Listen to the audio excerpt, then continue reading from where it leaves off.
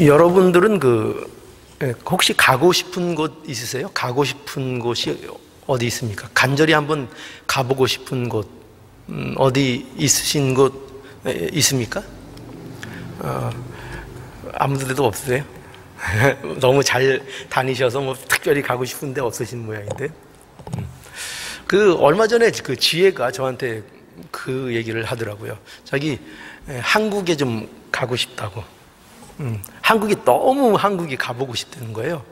그래서 한국 가려면 티켓값이 얼마인데 무슨 한국을 가냐, 못한다 그러니까 지가 돈을 모아서 가겠다 이거예요. 그래서 그럼 마음대로 해라. 그러니까 이제 지가 돈을 모으고 있어요. 일 틈틈이 하면서. 그래서 뭐 한국 가겠다는 겁니다. 그래서 왜 한국에 가고 싶냐? 그러니까 가면 할머니도 보고 싶고, 할아버지도 보고 싶고, 또 자랄 때 기억이 나는 그때까지 다녔던 한국에서 다녔던 교회, 거기에 많은 어른들이 굉장히 귀여워했거든요. 그러니까 이제 그 할아버지 할머니들, 집사님들 또 만나보고 싶다, 그런 얘기를 합니다. 그리고 이제 하는 얘기가 뭐냐면, 그리고 그런 것도 좋은데 진짜 가고 싶은 이유 중에 또 하나가 뭐냐면, 옛날에 동네에서 다녔던 문방구, 500원 들고 이렇게 쫙 따라가서 이렇게 그 아저씨한테 뭐 이렇게 고르고 했던 문방구, 거기 가서 한번 옛 추억을 한번 되살려보고 싶고, 또 그리고 학교 앞에서 팔던 떡꼬치 50원에 짜리고 이렇게 해가지고 설탕 묻혀서 이렇게 먹는 거 있죠. 이쑤시개 같은 데 이렇게 꽂아가지고 먹는. 여러분 세대는 없었나요? 그런 거. 이제 그런 게 너무나 이제 먹고 싶고, 그러니까 우리가 생각할 때는, 야, 돈을 무슨 티켓값을 그렇게 들여서 가서 그런 거 하려고 한국에 가고 싶으냐, 이 정도 마음이 들 정도인데, 근데 그렇게 이제 간절히 가기를 원하고 제가 이제 돈을 모으고 있는 것을 이제 보게 돼요. 여러분들은 어떠세요? 여러분들은 간절히 가고 싶은 곳이 있으십니까? 있으세요? 아니면은 간절히 가고 싶은 곳이 있다면 그거 왜 거기 가고 싶은가 한번 생각해 보신 적 있으세요? 거기는 그럴 만한, 가고 싶을 만한, 납득할 만한 이유가 있겠죠. 그런데 오늘 여기 본문에 보면은요, 오늘 본문에 보면 도무지 바울이 이상한 이유, 세상 사람들은 도무지 이해할 수 없는 이유를 가지고 로마에 가고 싶다는 심정을 밝히고 있습니다.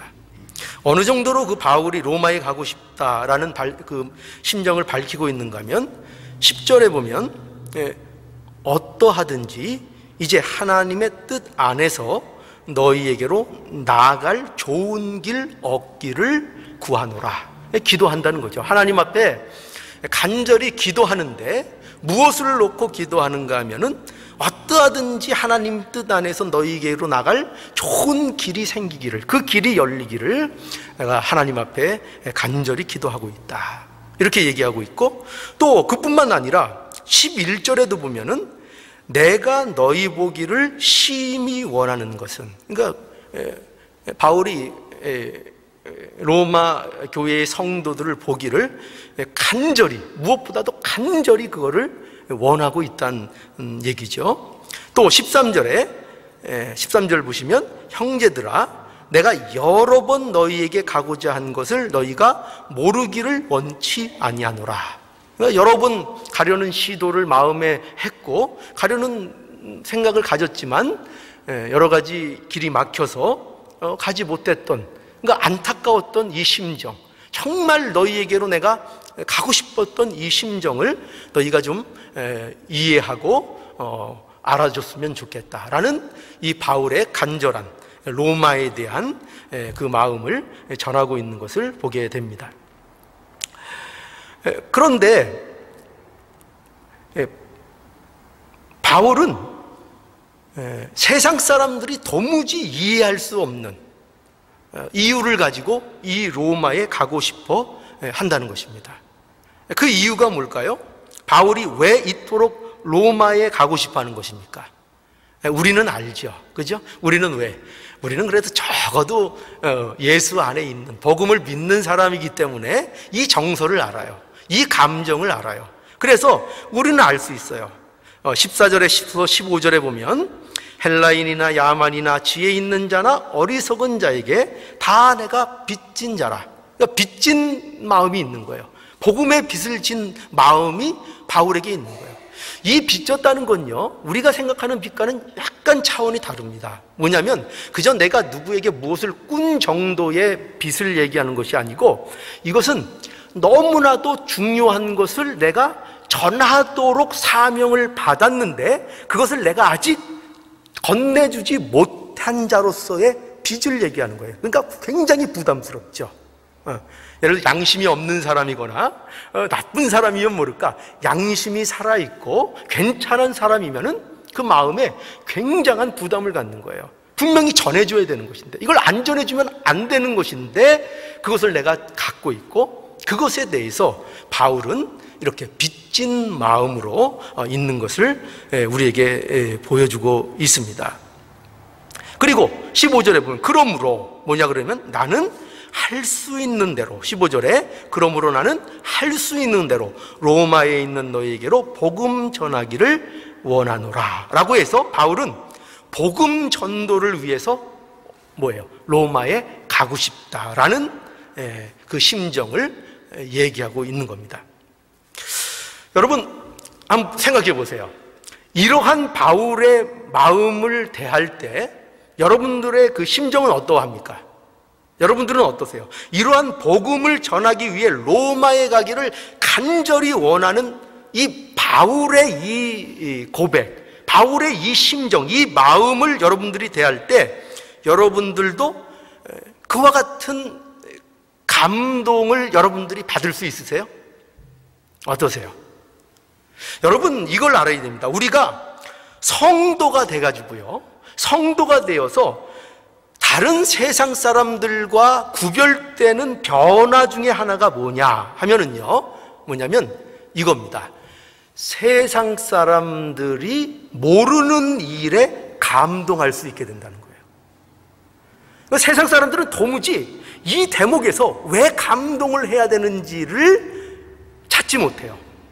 바울이 로마의 복음을 전하고 싶은 그 마음이 간절했고, 그래서 그 길이 어떻게든 열리기를 원하고 그 길을 위해서 기도하고 그 마음을 갖고 있는 그 심정을 오직 그리스도 안에 있고 복음을 아는 하나님의 사람들만 알 수 있는 하나의 감정으로 우리에게 소개하고 있다는 것입니다. 그러니까 이게 다른 거예요. 안 믿는 사람과 믿는 사람들의 중요한 구별되는 거, 세상 사람들은 몰라요. 이 대목에서 이게 왜? 이게 뭐? 이게 감동적인 일이야? 이거에서 뭐? 이게 어쨌다는 거야? 라고 반응할 수밖에 없는 부분이잖아요.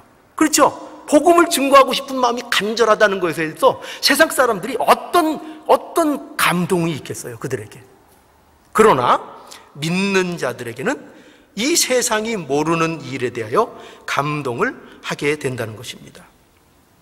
세상 사람들에게는 전혀 관심거리가 아니죠. 전혀 감동거리도 아닌 것입니다. 그뿐만 아니라 여러분, 감사에 대한 것도 마찬가지예요. 감사, 우리가 많은 것을 감사하며 살죠. 그런데 세상 사람들이 감사하는 거, 우리도 그거에 대해서 감사할 수 있습니다. 그런데 성도는 뭐가 다르냐? 성도는 세상 사람들이 감동할 수 없는 일에 대해서 또 감동할 수 있는 것이 성도가 다른 모습이라고 말씀하고 있는 거예요. 오늘 이 바울의 모습을 보세요. 바울은 자신의 이러한 신앙의 감정을 여과 없이 드러내는 것을 오늘 본문에서 우리가 보게 되는 거예요. 그렇죠? 하나님께 감사하는 것입니다. 하나님 앞에 감격해서 감사하는 거예요. 무엇을 감사합니까? 뭘 감사하죠? 다른 거 아니에요. 세상 일을 가지고 감사하는 게 아니고 오직 로마 교회의 성도들의 신앙이 소문이 났다는 이 일로 인하여 바울이 감사하고 있어요. 누구께? 하나님께요.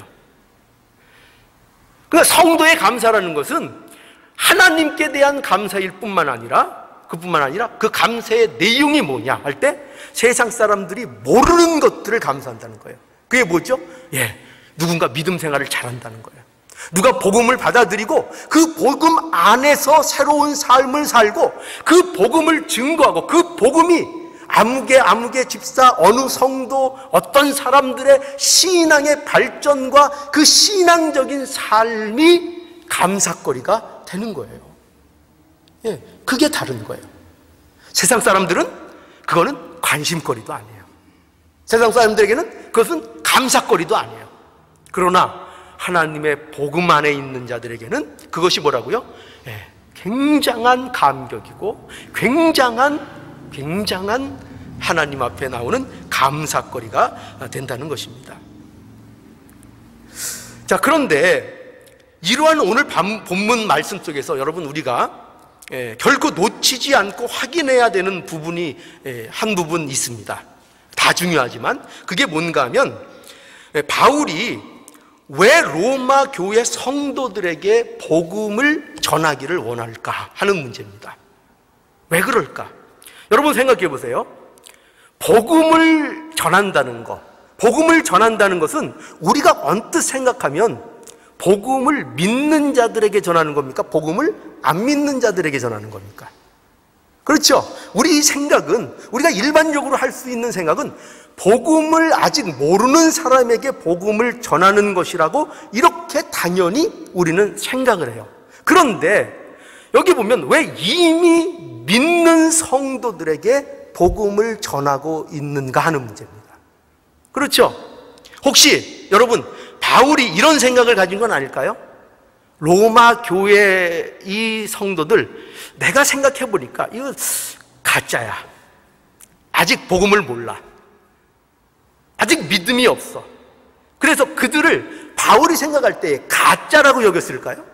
그래서 그들에게 안 되겠어. 너희들 내가 다시 복음을 전하니까 믿고 그리스도인이 되라 라는 의미에서 이 복음을 그들에게 전하고 싶다고, 전하기를 원한다고 얘기했을까요? 아니요. 그건 아니에요. 바울도 그들이 이미 복음을 믿는 성도라는 것을 분명히 밝히고 있습니다. 어디에 밝히고 있죠? 6절 보세요. 6절에 너희도 그들 중에 있어 예수 그리스도의 것으로 부르심을 입은 자니라. 그렇죠? 바울이 분명히 로마 교회 교인들에 대하여 어떻게 그들을 인정하고 있어요? 예수 그리스도의 것으로 부름을 받은 자들이라는 거죠. 또 보세요. 7절 로마에 있어 하나님의 사랑하심을 입고 성도로 부르심을 입은 모든 자들에게. 그렇죠? 성도라, 하나님의 사랑을 입은 자라, 부르심을 입은 자라고 분명히 바울이 밝히고 있어요. 거기다가 오늘 본문 속에 기록되어 있는 대로 그들이 무슨 소문이 났다고요? 그들을 통해서 세상으로 복음이 전파되고 있다고요. 그들의 믿음의 좋음이, 그들이 복음 안에 있다는 이 사실이 증거되고 소문이 날 만큼 그들이 신앙에 있어서 잘 신앙생활을 하고 있다고요. 그런데 뭐라고요? 분명히 이렇게 복음을 분명히 받아서 복음을 믿고 신앙생활을 잘하고 있는 로마 교회에 바울은 어떻게 하기를 원한다고요? 복음을 전하기를 원하고 있다는 거예요. 여러분, 바로 여기에 복음에 대해서 저와 여러분들이 놓치지 말아야 할 중요한 내용이 있는 겁니다. 바울에게 있어서 복음이란 뭘까요? 왜 복음이 이렇게 로마 교회에 복음을 증거하는 걸까요? 왜 그런가 하면 바울에게 있어서 복음이라는 것은요, 불신자에게만 필요한 것이 아니었기 때문입니다. 복음이라는 것은요. 그러니까 복음이란 우리를 죄에서 구원해 주시는 것만 복음이 아니라는 거예요. 우리는 쉽게 복음을 우리를 죄에서 구원하는 것까지를 복음이라고 생각하고 성도의 삶의 모든 영역 속에는 복음이 제외됐다고 우리가 착각하는 경우가 있어요. 그런데 이 바울이 증거하고 싶은 건 뭐냐면, 우리를 죄에서 구원하는 것도 복음이지만 성도의 삶의 모든 약속을 이루는 것도 복음의 내용이라고 바울이 얘기하고 싶은 거예요. 그러니까 우리가 복음에 대해서 잘못 이해하기 쉬운 거, 복음을 구원받을 때만 필요한 복음, 구원받은 후에는 이제 어떻게 생각하는 거예요? 내가 그 다음부터는 한다고 생각하는 거예요. 내가 한다고 생각하는 거예요. 그래서 구원을 내가 받았으니, 은혜로 내가 구원을 받았으니 이제부터는 내가 선을 행하고, 내가 말씀을 순종하고, 내가 주님을 위해 열심을 내고, 내가 신앙생활을 하는 것이라고 신앙생활을 생각한다는 거예요. 그렇게 생각한다는 거예요. 근데 바울이 얘기하고 싶은 건 뭐냐? 성경이 얘기하고 싶은 건 뭐냐면, 구원받는 것도 복음으로 인해서 구원받고, 우리가 구원을 이루어 나가는 것도 결국은 복음을 통하여 모든 것이 약속되고 이루어져 나가고 있다는 것을 바울은 말씀하고 싶은 겁니다. 구원받는 것도 하나님의 은혜로 되는 것이고, 우리가 말하는 구원을 이루어 나가는 것도 뭐라고요? 하나님의 은혜로 된다는 것을 바울은 밝히고 싶은 거예요. 우리가 순종하는 입장에서는 하나님의 말씀을 누가 순종해요? 내가 순종하는 거죠. 그렇죠? 순종합니다. 그러나 그 순종도 뭐라는 것입니까? 하나님의 은혜로 순종을 하게 된다는 거예요.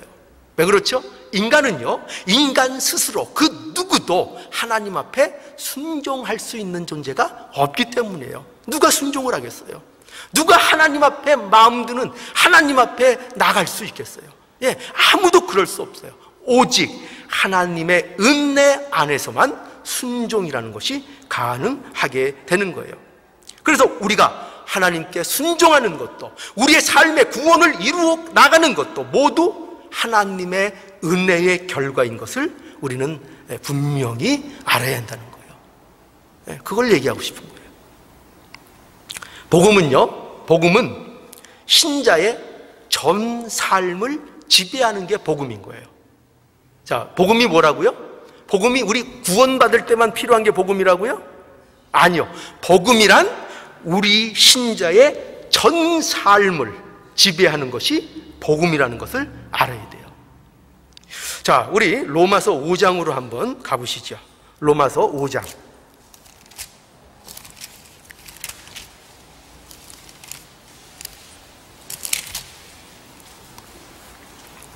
6절부터 제가 봉독하겠습니다. 6절입니다. 우리가 아직 연약할 때에 기약대로 그리스도께서 경건치 않은 자를 위하여 죽으셨도다.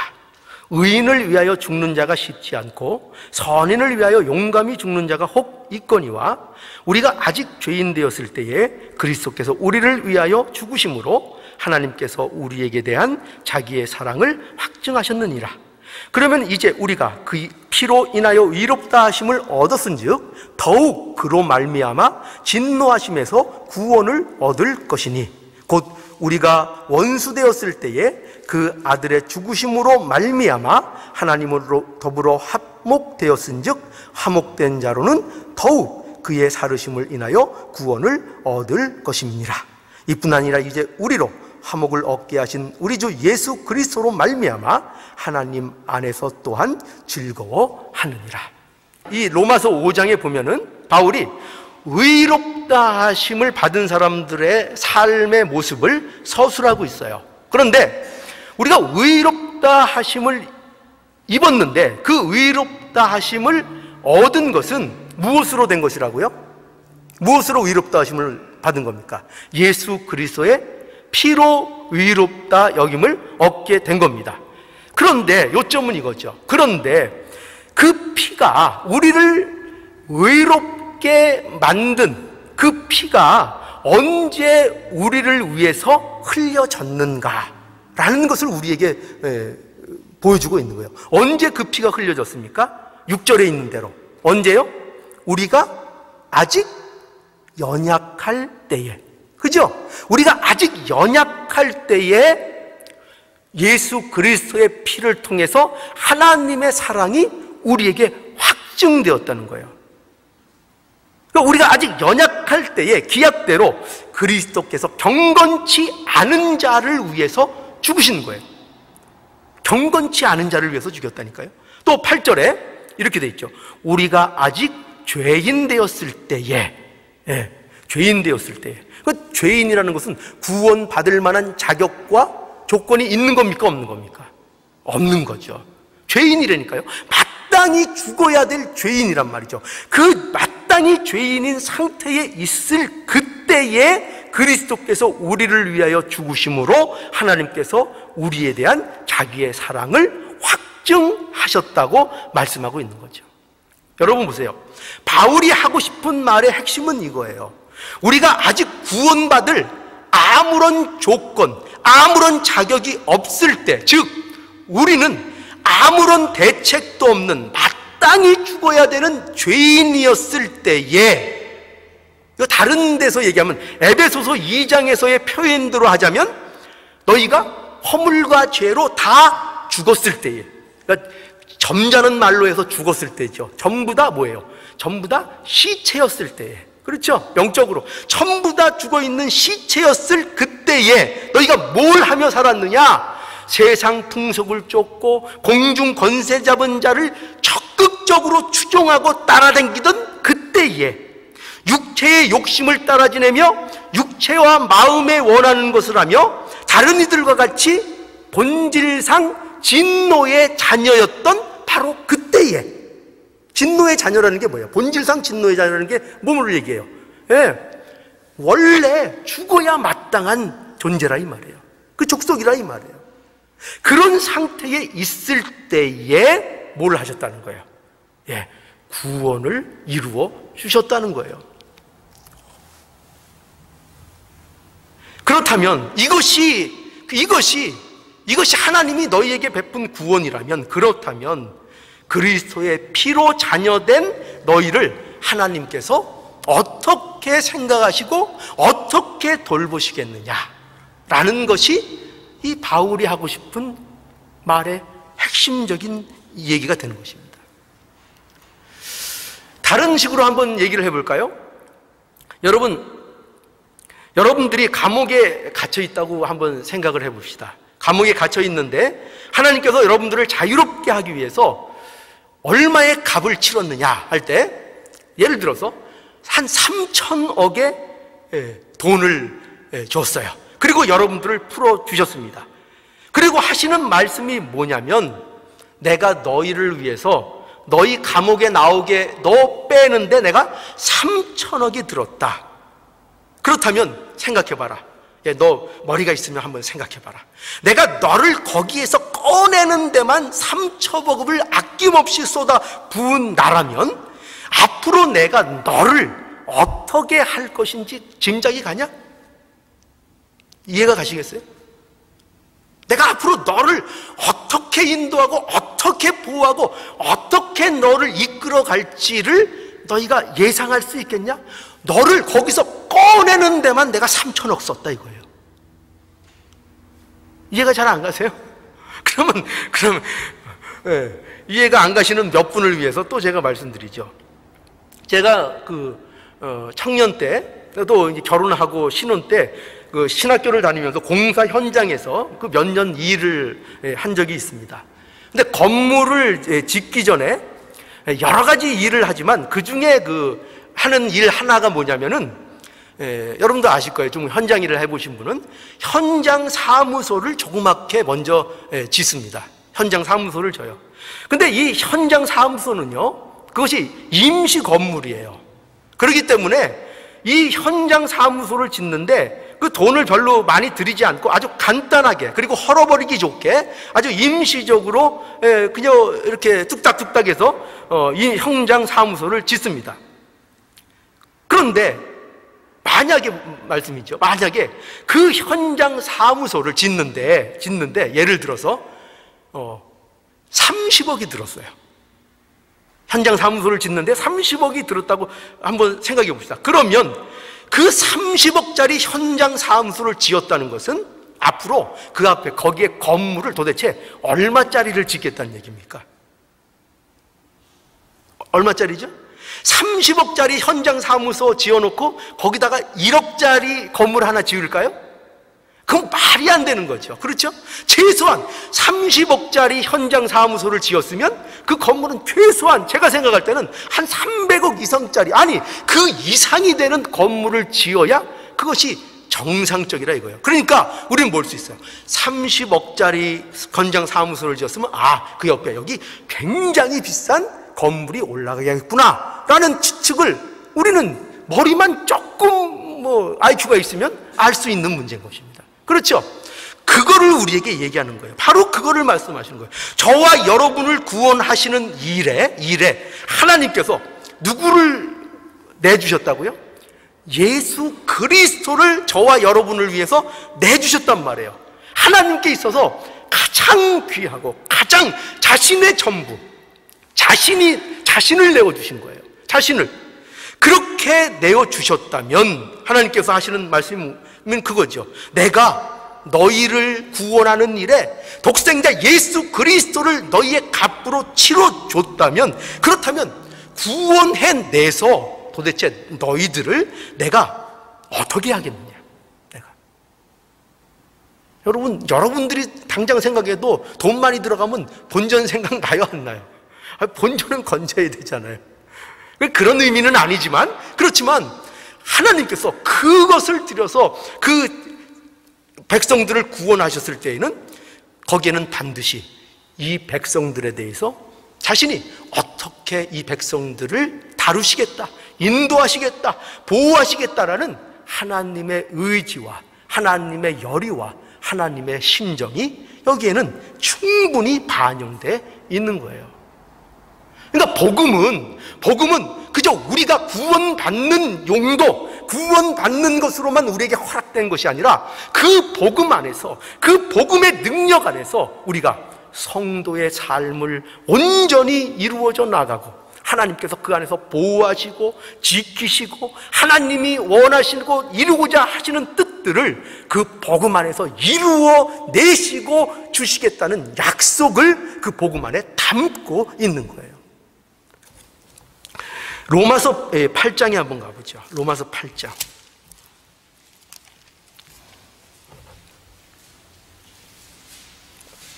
(29절입니다)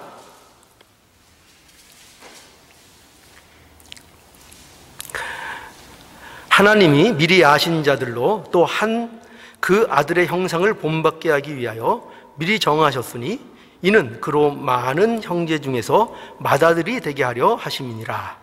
또 미리 정하신 그들을 또한 부르시고 부르신 그들을 또한 의롭게 하시고 위롭다 하신 그들을 또한 어떻게 했다고요? 영화롭게 하셨느니라. 우리는 영화롭게 되는 것이 미래의 일일 거라고만 생각해요. 그런데 여긴 지금 어떻게 우리에게 설명하고 있는가 하면은 완료형으로 설명을 하고 있어요. 어떻게 돼요? 너희를 영화롭게 하셨다는 거예요. 하셨다. 어떻게? 우리가 영화로운 존재가 벌써 됐나요? 예, 됐어요. 어떻게 됐을까요? 현재는 부족한 것 알아요. 이 말을 우리에게 쓸 수 없다는 거 알아요. 그런데 왜 이것이 완료형으로 쓰여졌을까요? 그 이유는 하나님의 약속이기 때문에 그래요. 하나님의 약속은 약속하시는 것으로 완료된 것입니다. 완료된 거예요. 그래서 너희에게 약속한 그 모든 것들은 내가 이루고야 말겠다.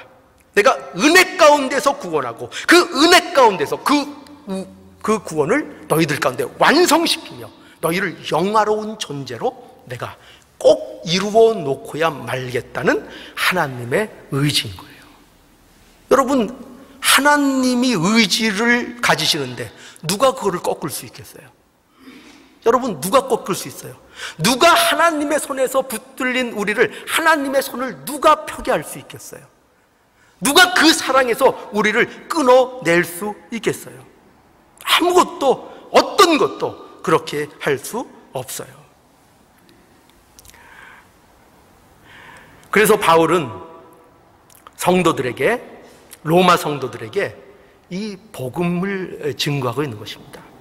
복음 안에 너희가 복음을 계속적으로 배워야 된다. 그러니까 복음을 듣고 복음 안에서 구원받았지만 우리의 삶 속에 무엇이 계속 이루어져야 된다고요? 복음을 듣고 복음을 배우는 일이 계속되어져 나가야 되는 거예요.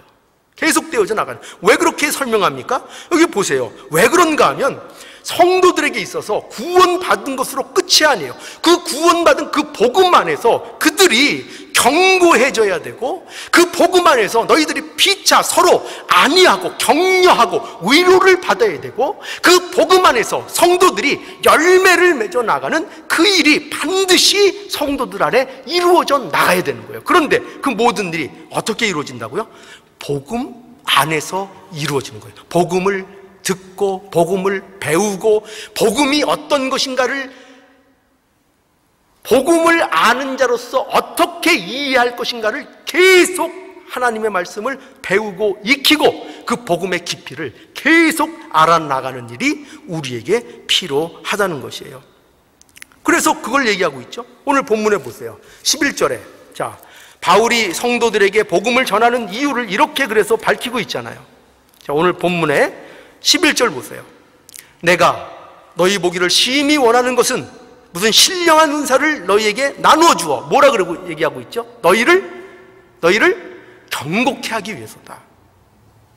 신령한 은사를 그러죠. 여기 신령한 은사는요, 무슨 이상한 그런 거를 얘기하는 게 아니고 바로 복음 전해주는, 복음을 가르쳐주는 것을 얘기해요. 여기에서 그거를 통해서 뭘 한다고요? 그 복음을 가르치는 걸 통해서 그 복음적인 이해를 너희들이 계속 갖는 것을 통해서 너희들의 믿음의 견고함을 갖기를 원한다. 이게 하나님의 뜻이라는 거예요. 그뿐만 아니라 자, 12절에 이는 곧 내가 너희 가운데서 너희와 나의 믿음을 인하여 피차, 뭐라고요? 피차 안위함을 얻게 하라. 이게 뭐죠? 피차 서로 격려하고 피차 서로 위로하게 된다는 거예요. 무엇이 증거될 때? 복음 안에서요. 복음이 증거될 때 그 단체, 그 신앙 공동체 안에 어떨 때 위로와 격려가 서로가 서로에게 주고 가는가 할 때 다른 거 없어요. 다른 거 없습니다. 여러분, 인간적인 방법으로 하는 거 아니에요. 뭐냐? 복음이 증거되고 그 복음의 이해가 서로에게 이해가 깊어질 때에 그 복음 안에서 서로를 위로하고 서로를 격려하게 되는 거예요. 여러분들이, 저는 원하기를 복음을 듣고 복음을 배울 때에 여러분들이 위로받기를 원해요. 그것이 여러분들의 격려의 말이 되기를 원해요. 여러분, 이것이 중요한 겁니다. 세상 사람들이 이것으로 위로받지 못해요. 그러나 성도는 이것으로 받아요. 세속적인 성도들은요, 아니 복음을 모르면서 교회를 다니는 사람들은요, 인간적인 말 아니면 인간적인 관계로 인해서 위로받고 격려받아요. 그러나 정말 복음을 아는 사람들은요, 세상 사람들은 아니 저 말이 무슨 위로가 돼? 저 말이 무슨 격려가 돼? 라는 복음을 통해서 위로가 돼요. 복음을 듣는데 세상 사람들에게는 그저 무관심거리고 몸이 건조하고 딱딱하고 아무것도 아닌 그런 복음의 말인데 들으면 가슴이 저려와요. 가슴에 만족함이 와요. 이것이 하나님의 복음이구나, 이것이 하나님의 뜻이구나 하며 몸에 전율과 몸에 땀이 흘러요. 복음을 들으면, 복음을 듣는 성도들도 그렇고요, 복음을 전하는 목회자도 그래요. 그래서 뭘 받아요? 서로 복음 때문에 피차 격려가 되는 거예요. 저는 여러분들이 복음을 받아들이고 복음 안에서 기뻐할 때 제가 무엇보다도 기쁨과 만족과 하나님 앞에 감사를 느끼게 되고, 여러분들도 제 복음의 말씀을 증거 들을 때 거기에서 참된 위로와 평강을 여러분들이 얻게 되는 거예요. 여러분들 어려운 일 겪어봐서 알잖아요. 정말 대책이 없는 일을 여러분들이 당해볼 때 알잖아요. 무슨 말이 도대체 위로가 되겠어요? 도대체 어떤 말이 여러분들의 위로가 되는가요? 여러분들이 시한부 인생에 선고를 받았어요. 3개월밖에 못 산다는 경고를 받았어요. 여러분들에게 과연 어떤 말이 위로가 될 것 같아요? 어떤 말이 위로가 될 것 같아요? 어떤 세상에 화려하고 격려하고 아름다운 말로 여러분을 위로해도 위로가 안 돼요. 위로가 안 됩니다. 그러나 복음은 돼요. 복음의 말씀 속에는 생명의 격려와 위로가 그 안에서 나와요. 분명히 돼요. 분명히 성도라면, 분명히 그 복음이 역사한다면 그 말씀 속에서 세상 사람들은 너무나도 무관심한 그 딱딱한 그 내용 속에 위로와 격려가 넘쳐나요. 넘쳐납니다. 그거를 우리가 받기를 원하는 거예요. 그래서 여러분, 우리의 열매도 또한 복음 안에서만 열매가 맺히는 거예요. 그죠? 오늘 여기 보세요. 뭐 맺기를 원하냐? 왜 복음을 전하느냐? 13절에 형제들아, 내가 여러 번 너희에게 가고자 하는 것을 너희가 모르기를 원치 아니하노니 이는 너희 중에서도 다른 이방인 중에서와 같이 열매를 맺게 하려 함이로되. 그죠? 복음을 증거하는 이유가 뭐라고요? 열매를, 왜? 성도의 열매는 복음 안에서만 그 열매가 맺혀지기 때문입니다. 그러니 여러분, 열매 맺고 싶으세요? 여러분, 열매 맺는 삶을 살고 싶으세요? 풍성한 열매가 있기를 원하세요? 무엇보다도 복음에 충실하십시오. 복음 안으로 날마다 들어가십시오. 복음의 깊이를 여러분들 점점 더 여러분들에게 더해 가시기를 원합니다. 여러분, 교회의 할 일이 뭘까요? 목사의 할 일이 뭘까요? 단 이거밖에 없어요. 복음을 전하는 거예요. 세상 교훈 전하는 거 아니에요. 세상 윤리 도덕 가르치는 거 아니에요. 그런 거로 자기 개발을 하고 싶으신 분들은 절에 가시면 돼요. 절. 그죠? 자기 개발시켜서 해탈하고 어떤 경지에 오르시고 싶은 분들은 절에 가시면 훌륭히 행하실 수 있어요. 절에 가시면. 기독교는 그런 거 아니고요. 오직 복음만 가르치고 복음만 선포하는 것이 교회요, 하나님의 교회의 모습인 것입니다. 그러니 성도들은 또 어때야 되죠? 성도들은 기대하는 게 뭐만 돼야 돼요? 기대하는 게, 교회에 나와서 도대체 뭘 기대할 거예요? 교회에 나오셔서 도대체 뭐 기대할 것입니까? 복음을 기대해야죠. 어떻게 이 말씀 속에서 복음이 증거되나? 어떻게 이 말씀 속에서 예수 그리스도와 복음이 우리에게 증거되나? 복음을 들으려고 하고 복음을 배우려고 하고 하는 것을 늘 해야지. 이거밖에 없어요. 교회에서 할 일은. 그러니까 여러분, 기도하셔야 돼요. 뭐를요? 복음이 들리도록. 어떤 말씀 속에서도 예수님의 복음이 들려지고 이 강단 안에서도 예수님만 전해지도록 여러분들이 기도하셔야 돼요. 들을 수 있는 길을 달라고. 하나님 앞에 이렇게 매달려야 됩니다. 안 돼요. 여러분들은 들을 수 없어요. 인간은 복음을 들을 수 없다니까요. 성령이 인도해 주셔서 들리게 해 주셔야 복음이 들려요. 기도하셔야 돼요. 기도하셔야 됩니다. 제가 이제 인터넷이나 유튜브 같은 데로 이제 설교를 오래 이제 올리고 있다 보니까 개인적으로 저에게 이렇게 메시지를 주는 분들이 많아요. 개인적으로 메시지를 주는데 많은 분들이 하는 말이 뭐냐면, 저에게, 목사님, 그렇게 설교해서는 교회 부흥 안 합니다. 저한테 그런 분들이 많아요. 그러면서, 목사님, 그렇게 설교하면 교인들이 싫어해요. 교인들 다 떠나가요. 저한테 그런 분들이 꽤 있어요. 그러면서 마지막에 무슨 말을 저에게 붙이냐면 이래요. 그런데 목사님 고마워요. 목사님 감사해요. 그런데 교인이 다 떠나가도 목사님처럼, 제가 괜히 저 이상하게 지는데 분위기가 그런 거 아니에요. 사실을 목사님처럼 말씀을 전하는 게 맞아요. 목사님. 얼마나 그게 저한테 위로가 되고 얼마나 힘이 되든지. 저도 저 스스로 회의가 없겠어요. 어쩔 땐 정말 내가 이렇게 외치는 것이 맞는가? 정말 이렇게 해도 되는가? 세상 사람들은 어떤 게는 어떻게 해서 부흥도 잘 되고 사람도 많이 온다는데 정말 이렇게 말씀을 정말 우리 집사람 말대로 당신은 너무 딱딱해. 이렇게 전해도 되는가? 그런데 저는 확신이 있어요. 하나님이 주시는 복음이 증거될 때 그것이 교회의 사명이고, 그것을 통해서 위로받는 하나님의 백성들이 반드시 있다는 것을 저는 압니다. 그럼 그래서 교회는 복음입니다. 복음 말하고 복음 배우고 복음 듣고 그것이 교회의 모습인 겁니다. 여러분, 그래서 꼭 이제 기억하실 수 있기를 바라요. 복음이 필요한 곳은 아직 복음을 모르는 곳에도 복음이 필요합니다. 그렇죠? 열심히 전해요. 그러나 그 못지 않게 복음은 교회에도 필요하다는 사실을 여러분들이 기억해 주셨으면 좋겠어요. 교회에도 필요하다는 것은 바로 우리 자신에게 복음이 필요하다는 것을 여러분들이 꼭 기억해 주셨으면 좋겠습니다. 그래서 교회에서 이런 성도가 위험합니다. 뭐냐면 어떤 성도가 위험할까요? 교회에서 내가 복음을 다 안다, 나 그거 다 안다, 이거 참 위험한 성도예요. 참 위험한 것입니다. 복음은 여러분들이 그 깊이를 다 알 수 없어요.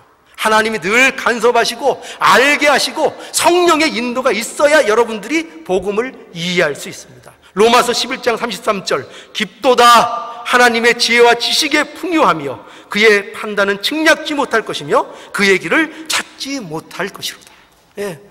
인간으로서는 찾아낼 방법이 없어요. 그래서 우리는 복음을 항상 듣고 복음에 대하여 깨닫게 해달라고 하나님 앞에 기도하고 외쳐야 하는 것입니다. 복음을 내가 안다고 여러분 교만하지 마시기 바랍니다. 그게 우리에게 있어서 어떻게 보면 가장 중요한 하나님의 개인적으로 주시는 메시지가 될 수도 있어요. 여러분, 내가 오랫동안 복음을 들었다고요?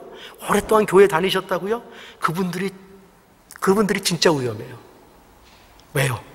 복음을 나도 모르게 안다고 생각하고 있기 때문에요.